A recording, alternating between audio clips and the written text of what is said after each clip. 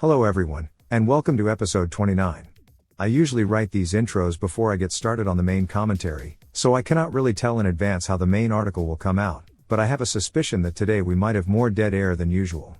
That is because I will spend a lot of time decorating the city, and less on actually building or planning new things.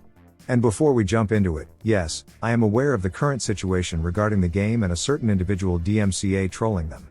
If I can, I will try to dedicate a small portion to that subject, but I don't see much point fuming about it, as shouting into the void will not help matters.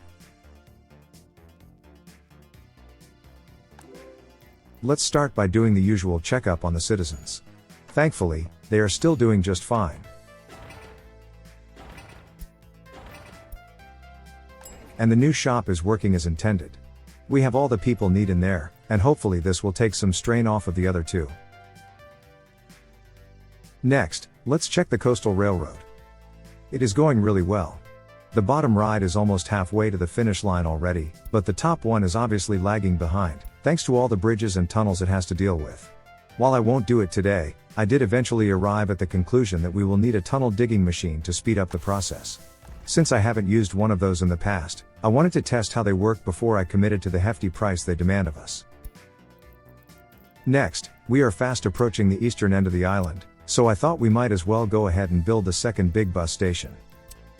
Sooner or later, we will have people living in the area, and I want to be ready for it.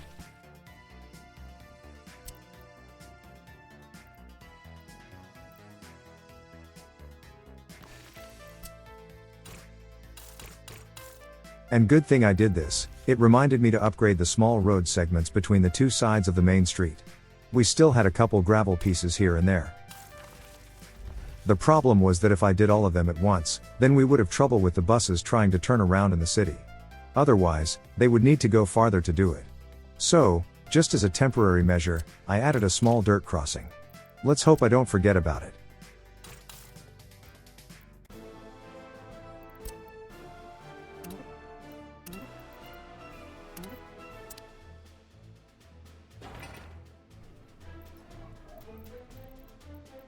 Oh right. We don't have power in the two towers already built at the waterfront. The other pair are going to be fine, but the first two are having problems, so let's fix that real quick.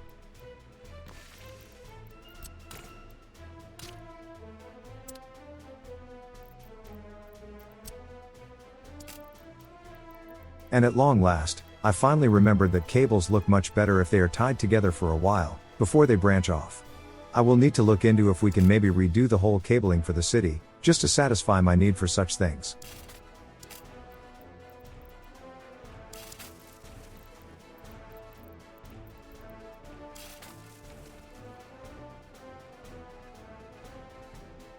And there are no breaks in the line. Ever since the developers added the ability to build multiple pipe and cable segments from one end, it's not a matter of construction, but a matter of aesthetics. And just to make sure everything is working okay, let's introduce the first inhabitants for the apartment towers. They will test if the buildings are ready for proper habitation. By the way, in earlier episodes, I think I called these control groups. Now that I think about it, I think that's the wrong terminology. The name control group would be more applicable to the regular residents already living in fully functioning apartments around town, since they represent the baseline. The ones living in the new buildings to make sure they work should be called test subjects. All voluntary, of course. Anyways, I wanted to fill in this small plot of land with something new, so how about we build a small fountain? I struggled with the rotation for a bit, we had so many lines we could align it with, but in the end I just went with the small clinic. I also tried to build a small footpath ring around it. I did manage to place them around two sides, but the other two were too close to the other footpaths, and the automatic snapping made it impossible to create the ring. Bit of a shame, but not a huge deal.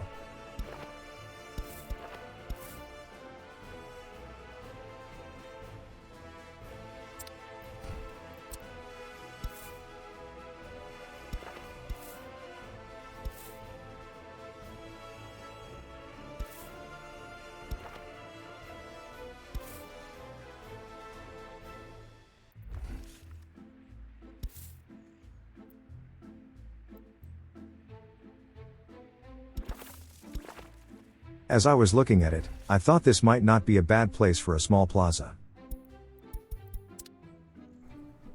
And the third tower is done.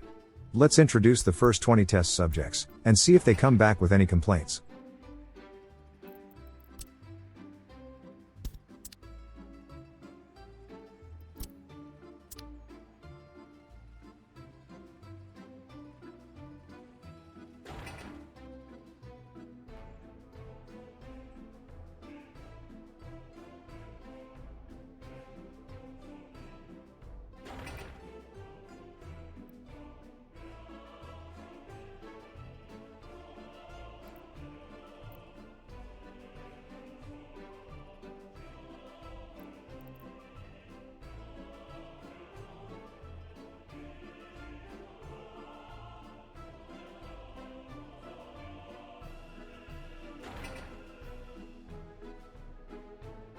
And all 4 towers are done.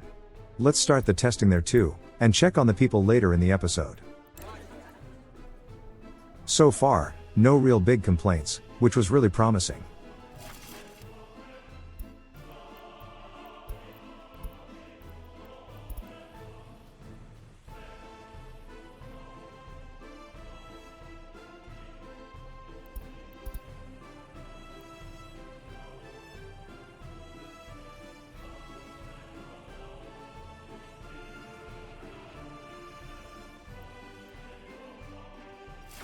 Alright, very soon, the power will be taken care of.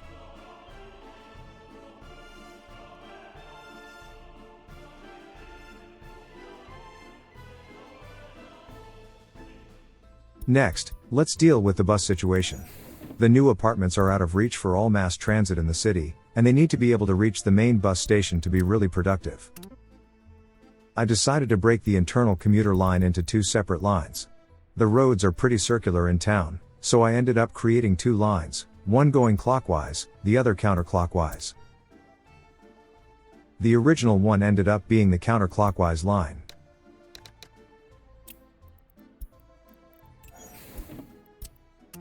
Now we just need the other one, going in the opposite direction.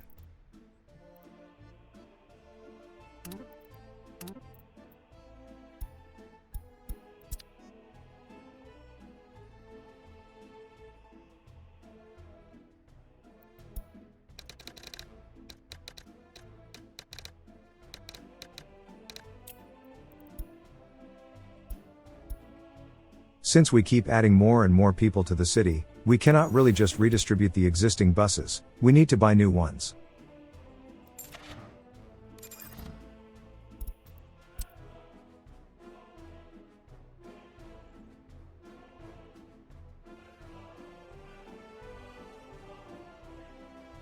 Yeah, I did accidentally added them to the original line. Nothing a little bit of reassigning won't fix.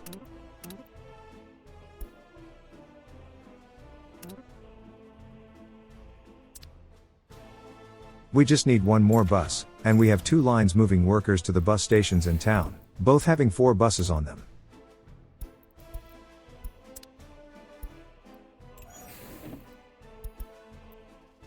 Once we have people living in range of the second bus station, we will need to add that stop into these lines, but for now, they should be working fine.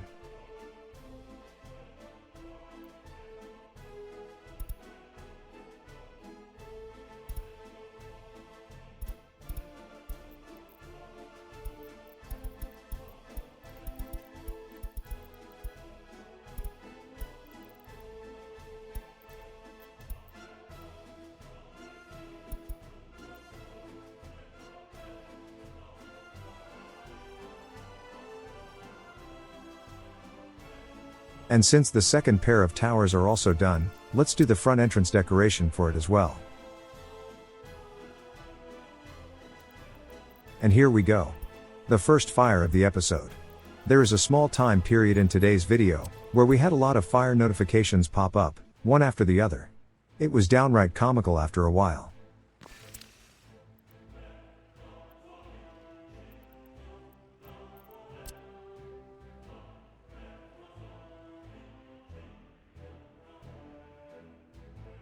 Here, the flower bed was ever so slightly too short to cover the full length of the asphalted area.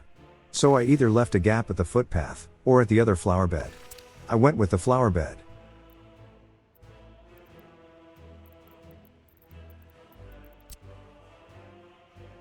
I tried to cover it up with one of the square pieces, but it wasn't really a big deal, and just left it as is.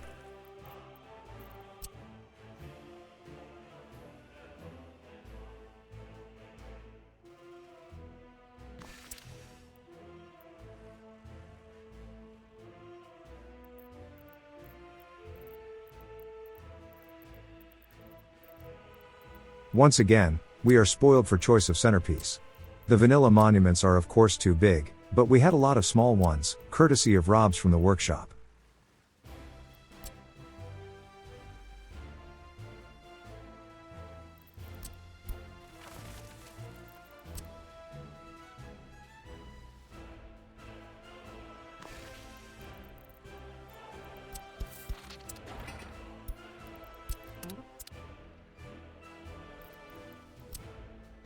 All that's left is to fix some of the small imperfections, plant a couple trees and bushes, and it's good to go.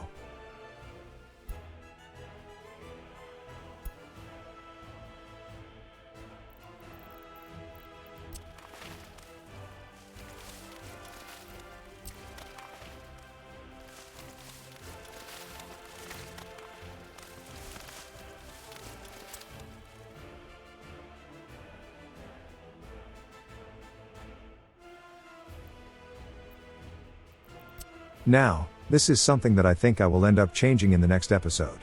I wanted to see how this place would look if it had an artificial texture over it.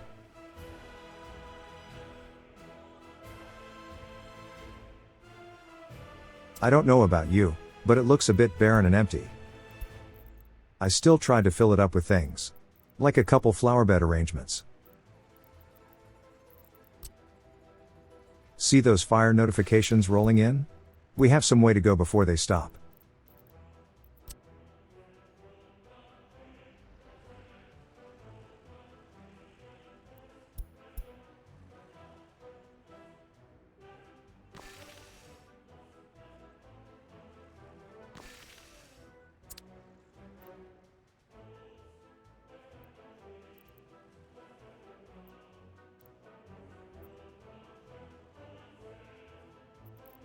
There's another one.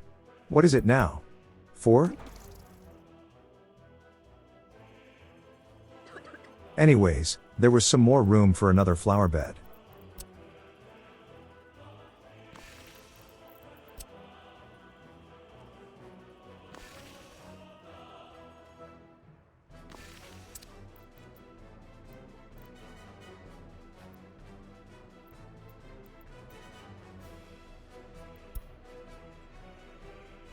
The next idea was to surround the fountain with those long pieces.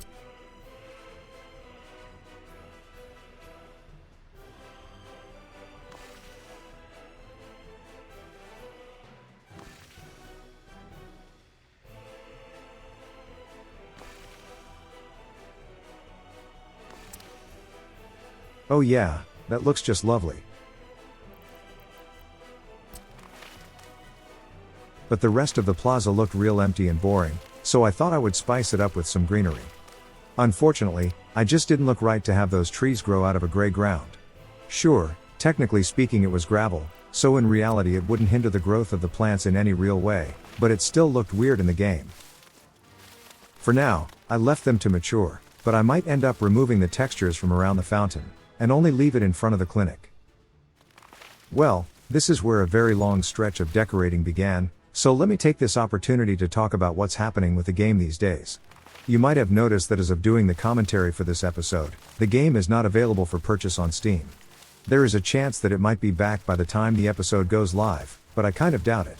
If you would like to know more about the situation, you can read the side of the developers in their last news post. If you have the game on Steam, you can still access the forums, it should all be there. It is pretty well established that the entire community is behind the developers on this one, but I need to advise caution. Please, do not make things worse by going after the troll. Do not contact him, do not seek him out, try to stay as far away from him as possible. The last thing the developers need right now is an army of pissed off fans mobbing the guy, which he might be able to use in court if things escalate that far. The best thing you can do is play the game, enjoy yourself, and write a couple encouraging words for the dev team on the forums, but please, don't waste time on the troll himself. It is bad enough that he managed to abuse automated copyright systems to take down the game's website, and now the game's Steam store page as well. Don't give him any more ammunition.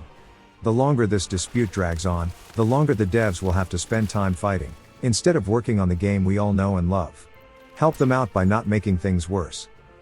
Thankfully, the situation does seem to start seeing some media coverage. There is a small article about it on Kotaku. Let's hope it gets even more attention. And I think I will leave it at that. Stay calm, don't feed the troll, and let's get back to the episode.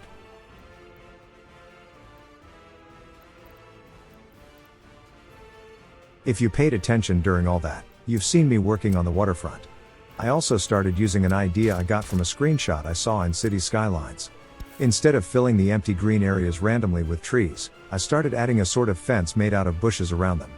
It will take some time for these bushes to mature, but I'm pretty hopeful that they will turn out nice.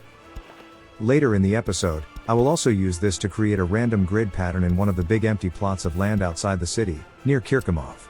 My thought was to make fake parcels of land. If that ends up looking nice, I might even go as far as to replace the trees around the current farms with bushes.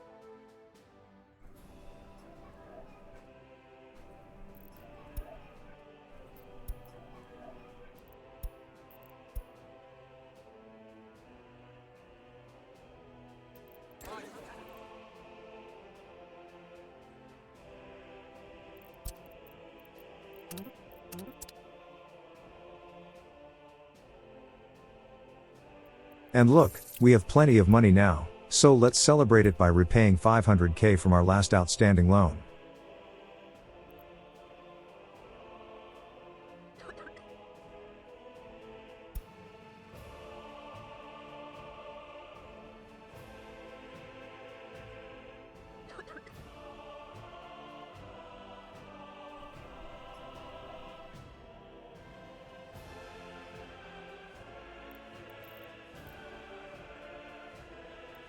Get ready for a lot of this.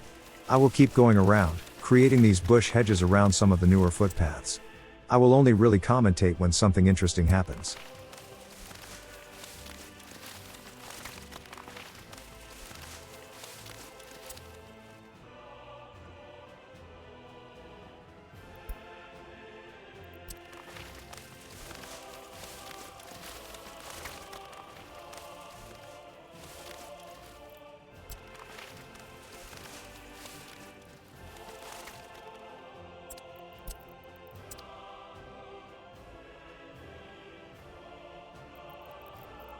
I still didn't want to leave the middle of these areas completely empty, so some extra trees still ended up in some of the bigger ones.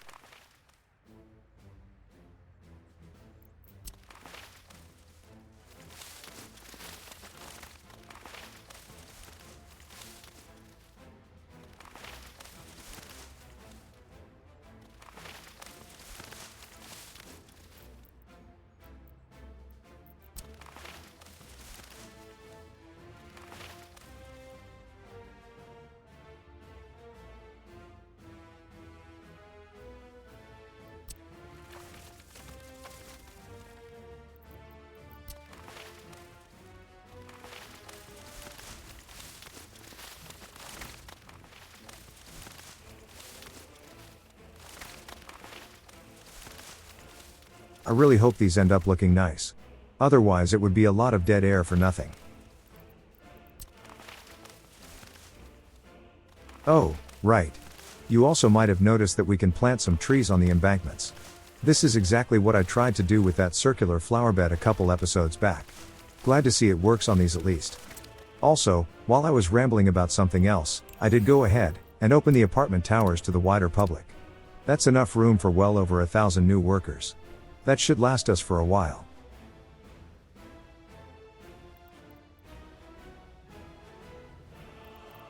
All things considered, the bus station seemed to be doing okay. There is no massive buildup of traffic, and if it does happen, it gets cleared up pretty quickly. Not the most optimal setup, but it does the job. And once the second big station is operational, we can split the traffic between the two, and use some waypoints to ensure they don't get in each other's ways.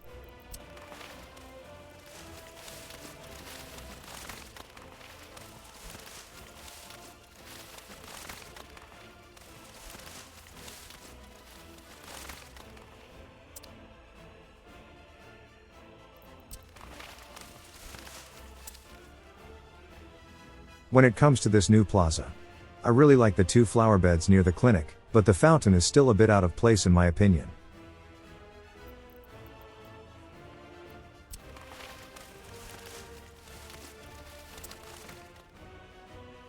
We still have some room on the western side of the island.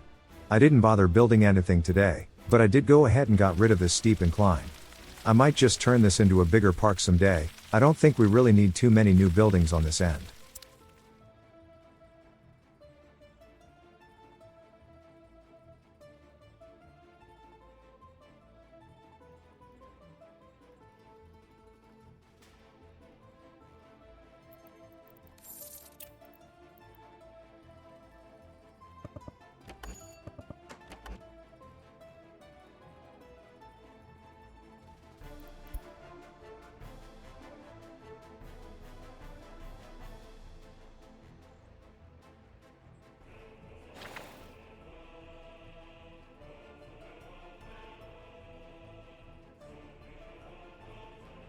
I got to say, I am really happy how the waterfront turned out. Adding some footpaths and some trees is sometimes really all that's needed to make a place look nice.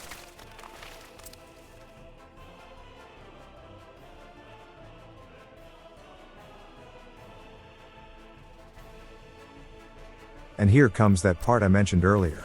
What I do here was not exactly commonplace in the Warsaw Pact countries, at least I don't remember seeing this when I was a kid. In real life I only really saw things like this in England, where grazing animals are rotated between pastures, and those are separated by these hedges. At least that is what I assume the reason is for creating these separate parcels of land, and not use them for crop farming. For now, this is purely cosmetic, and of course we don't have free-range cattle running around. But I really wanted to have something else to fill in these empty areas, and stop relying on forests all the time. Dividing the land into these smaller plots of land should allow us to create a pleasant-looking countryside, and not block the view with tall trees. If this one works out, I will definitely put it into practice around the railroad embankments.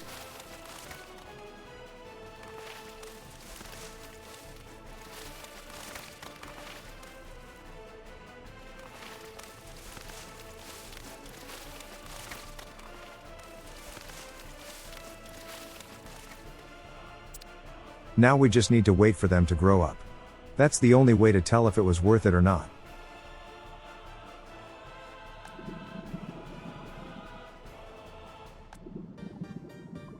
This is where I realize that we are still using trucks to export the oil products. We need to get rid of them. They are irrelevant ever since we started using trains for it. We just need to make sure to only send them to the depots once they are empty. I'm okay with wasting a single load of fuel if I forget to wait, but if I do remember, then I will definitely wait a little.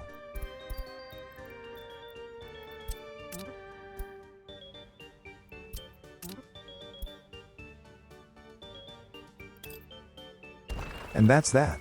Now those tanks will slowly start filling up, and once they are 80% full, a train will come to sell the excess production.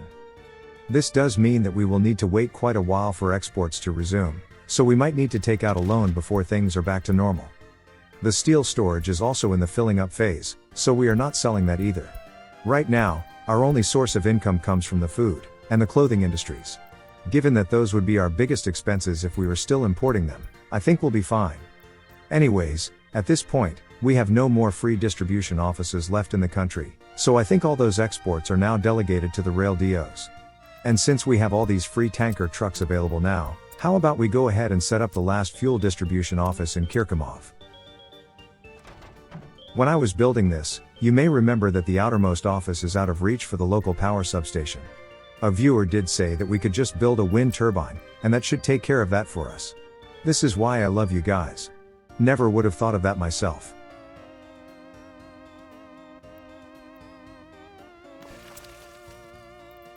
Once that windmill is up and running, we will take care of the assignments, so the 3 offices keep delivering fuel to each other.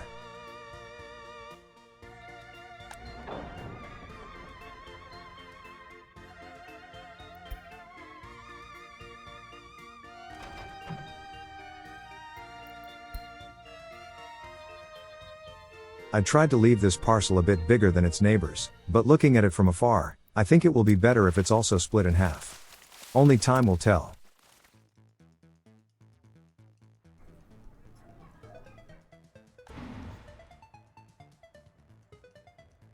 Ever since we increased the available workers, the outside industries are starting to look quite healthy. The steel mill is hovering around 100 workers. The only real sore spot is the iron mine in Faragorod. For that, we need more buses, and still more workers. Let's give it a bit more time before we do anything else. The iron supply can still be done with imports. We can handle that expense no problem.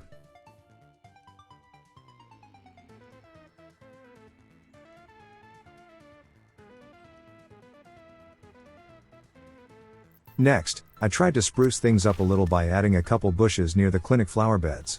One of those experiments that might turn out good or bad, only time will tell.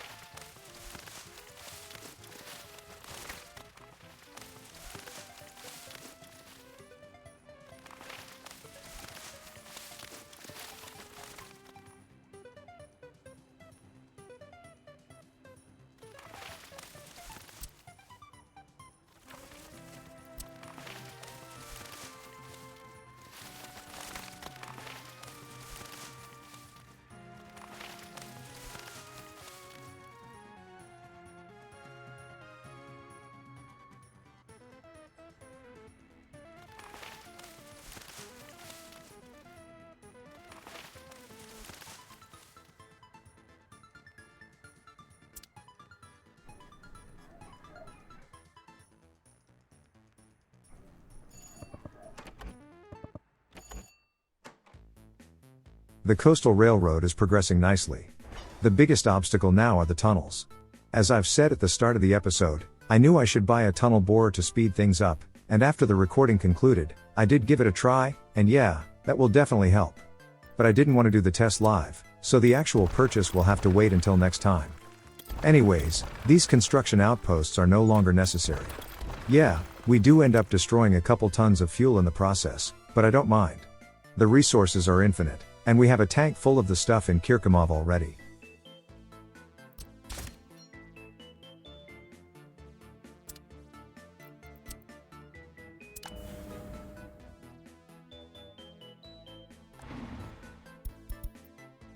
I was wondering how passengers ended up at this bus station.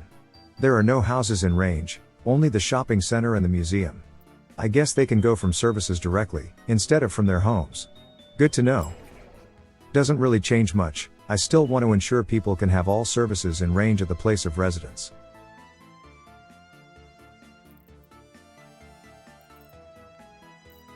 My next idea was to get rid of the grass from some of these plots of land I parceled off, but then I remembered that that would definitely destroy the bushes. Let's just leave them be. And the refined oil products are building up nicely. Once they reach 80%, then it's payday.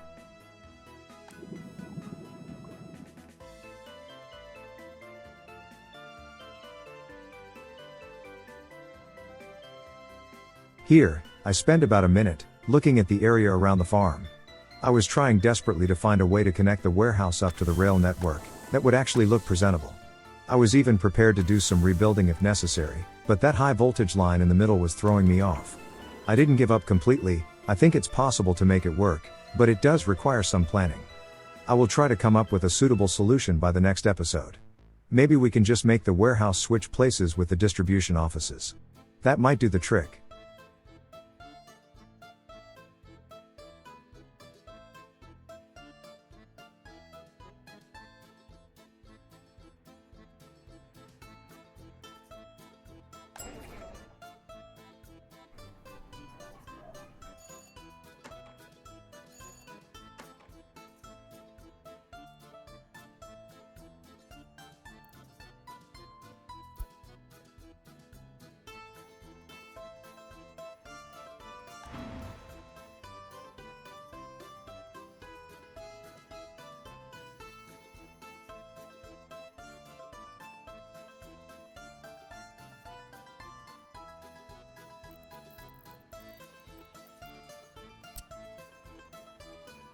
Let's see if we can place these gravel textures around the footpath entrances for the embankments, without deleting too many trees or bushes.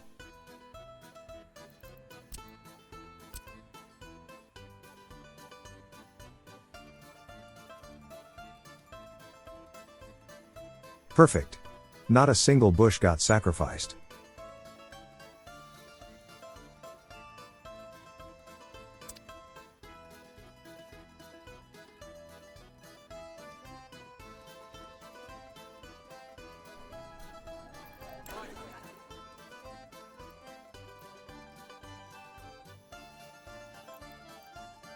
While I was looking at the population statistics, I did notice that the number of people with basic education started dropping. Looking at the schools, they were nowhere near full, which meant only one thing. The new towers were out of range, and needed their own educational facilities nearby. Good thing I checked, this would have been a pretty bad situation if left unattended.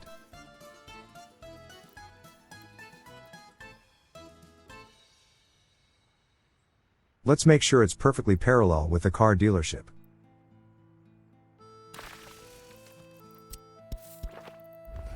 Yeah, that should do the trick.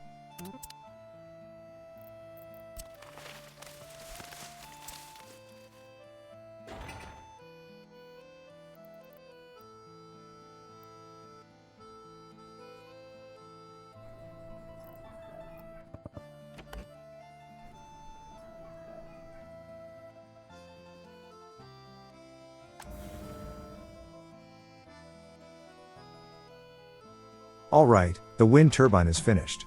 We can start redoing the assignments between the three fuel distributors.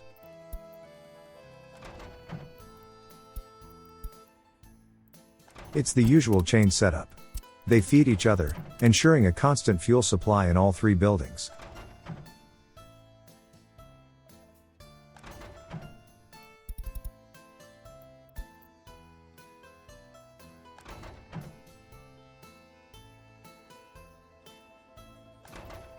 And the first shipment is already on site. Perfect. For this situation, I don't think we really need a 24/7 power supply. The trucks can refuel when the turbine is going on the hill, and in an emergency, we still have the local gas station that should be good to go all the time. Anyways, just when construction on the new school is about to start, we just had the first complaint about the lack of them in one of the towers. But I think that is where we will leave it for today. In the next episode, I would like to keep expanding the city, and if those small green land parcels turn out to be a visually pleasing addition, we will go ahead and do the same in most areas. And by that, I mainly mean the space between the railroad main line and the town, so the trains can have a better line of sight. Of course, it won't be the whole place, I still want to leave some forested areas here and there. Maybe as dividers between groups of these pastures, just to break up the monotony. I will definitely need to do some testing to see what works, but I really want to stop relying on boring forests all the time. And last, but definitely not least, please remember what I said earlier about the current situation. Leave the guy alone, don't make a bad situation worse, and instead go to the forums, and show some love to the developers. I'm sure they would appreciate some moral support in these dark times. Anyways, thank you for watching. If you liked the video, then leaving a like and subscribing to the channel just might motivate me to make more. If you are more in the donating mood, you can find a link to my Ko-fi page in the description, where you can buy me a glass of water. I don't really drink coffee. Thank you for your support, and until next time, I will see you later.